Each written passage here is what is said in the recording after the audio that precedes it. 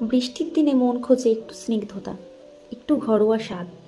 আজ আমাদের নিরামিষের দিন, শনিবার যেহেতু, সেই উপলক্ষে রান্নাঘরে বানিয়ে ফেললাম একদম ঘরোয়া সহজ একটা পদ, দই পটল।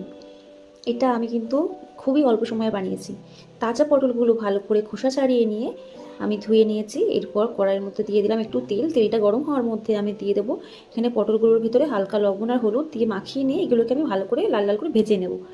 তারপর একটু আদা, টমেটো, জিরা, শুকনো লঙ্কার গুঁড়ো, আপনারা এখানে কাঁচা লঙ্কাও অ্যাড করতে পারেন, আর টক দই দিয়ে মিক্সারে আমি ভালো করে ব্লেন্ড করে নিয়েছি। এরপর ব্লেন্ড করার পর আমি মশলাটা পটলের ভিতরে দিয়ে দিলাম। দেওয়ার পর এখানে আমি আরও একটু পরিমাণ মতো লবণ দিয়ে দিয়েছি। মশলাটা কষিয়ে নিয়েছি, নিয়ে সেই মশলা যে ব্লেন্ড করা ছিল সেই মশলাটা ধুয়ে সেই জলটাও দিয়ে দিয়েছি।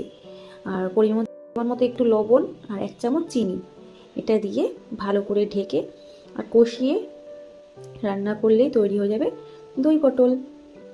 তো আমার এই রেসিপিটা কিন্তু আজকে খুবই সহজ। যদি আপনারা চান খুব সহজেই এটা বানিয়ে ফেলতে পারবেন। আমার তো বেশি সময় লাগেই না একদম।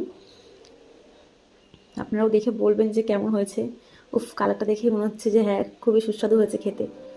ঝটপট সাদামাটা অথচ মন ভরিয়ে দেওয়া এক রাতে নিরামিষ আহার, আর সঙ্গে এই বৃষ্টি। আপনারা ট্রাই করে দেখুন। আর শেষ পাতায় একদম পাকা মিষ্টি আম। আহা, প্রকৃতির সঙ্গে যেন মনেরও এক একাত্মতা। তো ভিডিওটা ভালো লাগলে লাইক করুন, শেয়ার করুন, আর এমন ঘরোয়া রেসিপির জন্য আমার চ্যানেলে সাবস্ক্রাইব করতে ভুলবেন না। তো দেখা হচ্ছে পরে একটি ভিডিওতে। ধন্যবাদ।